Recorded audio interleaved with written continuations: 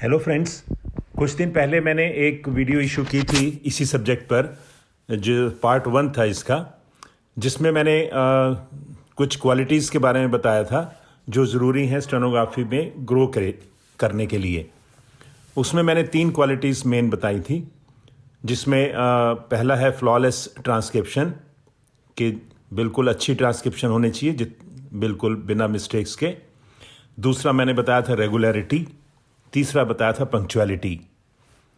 जो भी लोग इसको देख चुके हैं अच्छी बात है, नहीं तो जिन्होंने नहीं देखा वो देख लें, ताकि इस वीडियो को वो बेटर अंडरस्टैंड कर सकेंगे अगर उसको भी देख लेंगे तो। और इस वीडियो में मैं शेयर करूंगा और क्वालिटीज़ जो चाहिए होती हैं एक स्टेनोग्राफर को ग्रो करने के लिए इस फील्ड में। नेक्स्ट क्वालिटी नंबर 4 है डिसिप्लिन। ये ऐसी क्वालिटी है जो वैसे तो हर एक में होनी चाहिए ये, कि जितना हम रूल्स डिसिप्लिन में रहेंगे उतना हम रूल्स को फॉलो करेंगे। और अगर हम रूल्स में फॉलो करेंगे तो जो लोग हमारे आसपास काम करते हैं या हमारे साथ काम करते हैं तो वो भी उसको फॉलो करेंगे, और एक स्टैंडर्ड बिहेवियर हो जाता है कंट्रोल्ड वे में जिसको वो फॉलो करते हैं। और किसी को भी अगर सक्सेसफुल होना है लाइफ में तो उसके लिए सेल्फ डिसिप्लिन बहुत ज़रूरी होता है। और सेल्फ डिसिप्लिन से नेचुरली हम हर चीज़ पर फोकस्ड होते हैं, और हमें पता है कि ये गोल हमने अचीव करने हैं, और उसके लिए हमें जो भी मुश्किलें आती हैं उसको भी हम सहने के लिए तैयार रहते हैं। और एक अपने आप को हम ऊंचाइयों पर ले जा सकते हैं अगर हम सेल्फ डिसिप्लिन हो तो। इसलिए डिसिप्लिन होना बहुत ज़रूरी है, और स्टेनोग्राफी फील्ड में भी बहुत ज़रूरी है, क्योंकि हमने सीनियर ऑफिसर्स के साथ काम करना होता है। नेक्स्ट है कॉन्फिडेंशियलिटी एंड सीक्रेसी। जब भी हम किसी एम्प्लॉयर के यहाँ काम करते हैं, चाहे वो गवर्नमेंट हो चाहे नॉन गवर्नमेंट हो, तो वहाँ पर जो भी हम डील करते हैं उसमें हमें कॉन्फिडेंशियल रखना होता है मैटर्स को। जो भी डेटा है, जो भी इम्पॉर्टेंट सब्जेक्ट्स हैं, ज़्यादा शेयर नहीं करने होते। और ये बहुत ज़रूरी हो जाता है जब हम किसी सीनियर ऑफिसर के साथ अगर अटैच हैं और वो ऐसे इम्पॉर्टेंट मैटर्स को डील कर रहा है जिसमें हम उसकी हेल्प कर रहे हैं, और नेचुरली हम भी अवेयर होते हैं सभी मैटर्स को कि क्या इसमें मूवमेंट चल रहा है, और ये हमारी ड्यूटी बन जाती है कि हम उन मैटर्स को डिज़ायर्ड सीक्रेसी उसमें मेंटेन करें। और कई जो ऑफिसर्स हैं जो सेंसिटिव डिपार्टमेंट में काम करते हैं और सीक्रेट मैटर हैंडल करते हैं, ये सीक्रेट डिपार्टमेंट में काम करते हैं, उनके वहाँ तो और भी ज़्यादा इम्पॉर्टेंट हो जाती है।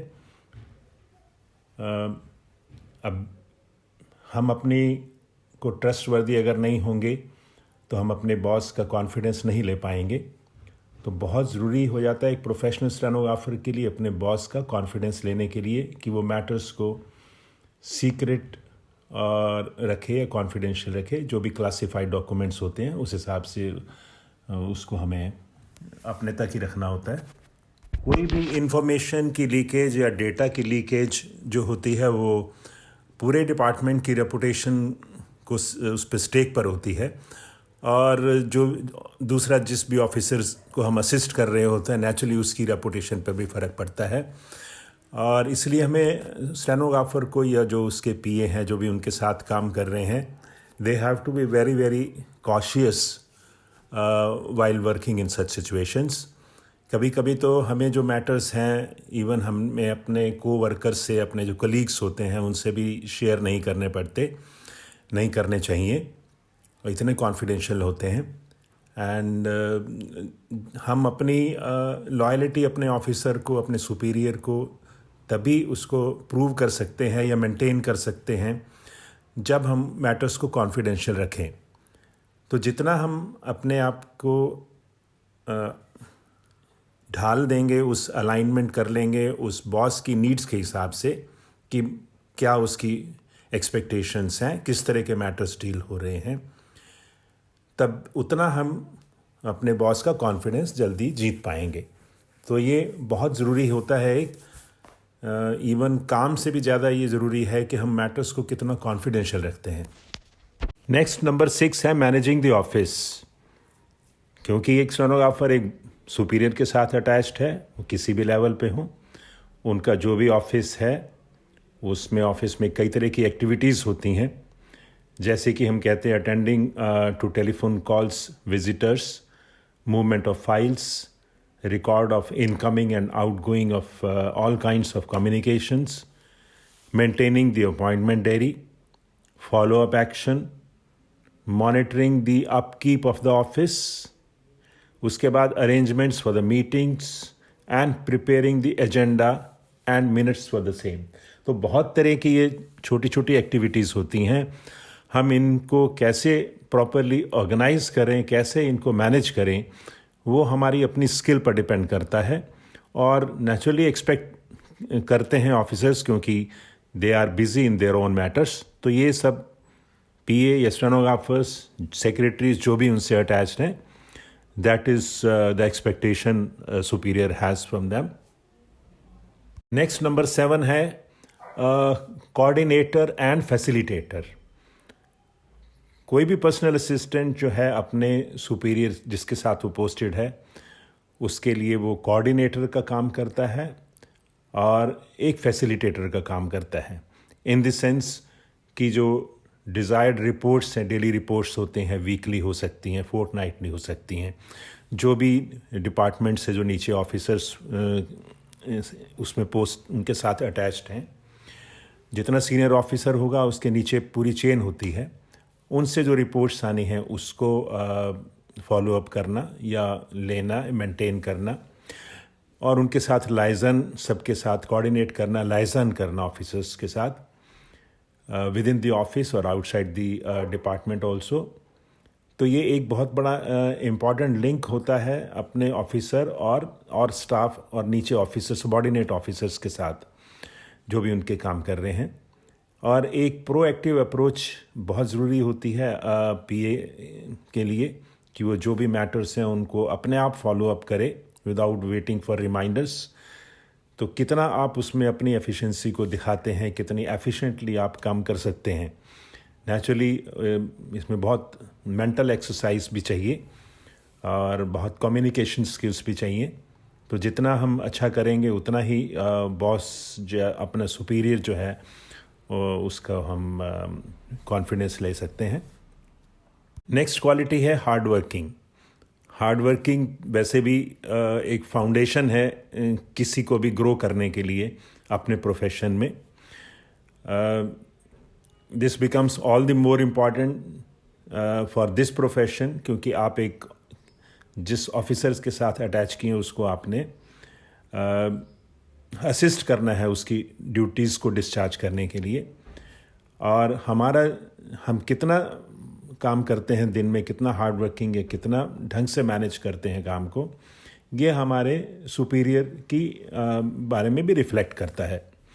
तो हमें naturally our understanding of the situation and giving our best depends on how we think and work. हमारी अगर एक नेचर में है कि हमने हार्ड वर्क करना है और हम अपने आप को खुद रिस्पॉन्सिबल समझते हैं, एक सेल्फ रियलाइजेशन होता है कि ये हमारा काम है हमारे डिपार्टमेंट का. और naturally if we see the gravity of the situation कि हमें यहाँ लेट सिटिंग हो सकती है, जल्दी जाना हो सकता है, या हमें एक्टिवली काम करना है, और उस चीज़ को अगर हम प्रॉपरली अंडरस्टैंड करके रिस्पॉन्ड करेंगे सिचुएशन के हिसाब से, तो जितना अच्छा हम करेंगे वो हमारे अपने ऊपर है. लेकिन hard work is of course required wherever we are working. इसको मैं फिर रिपीट करना चाहूँगा कि reaching office in time, may be early also, और leaving late and delivering as per the expectations of the superior, ये बहुत ज़रूरी है.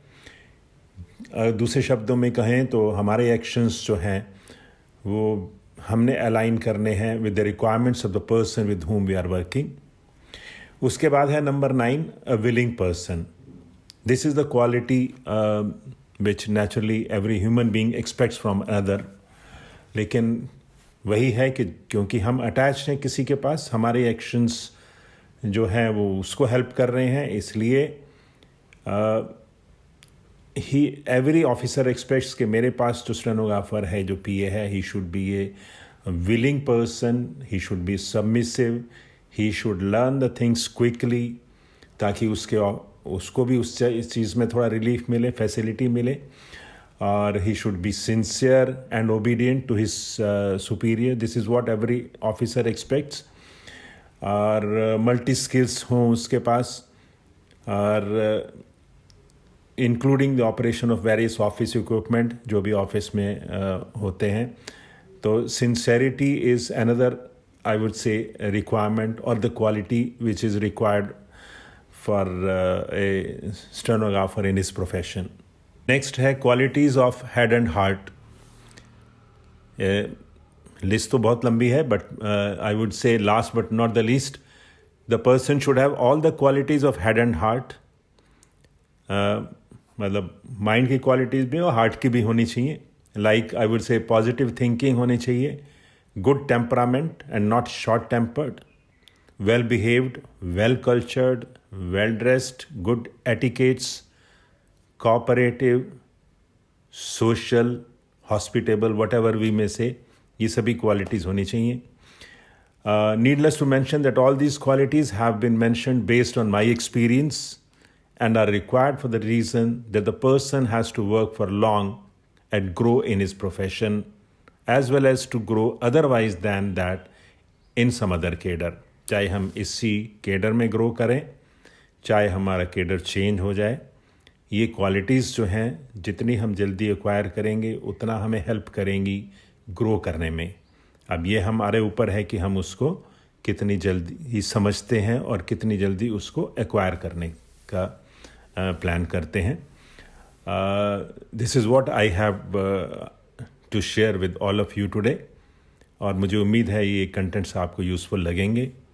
अगर आपको अच्छे लगे हों तो आप लाइक करिएगा, शेयर करिएगा, और अगर आपने सब्सक्राइब नहीं किया तो चैनल को सब्सक्राइब करिएगा. Thank you very much.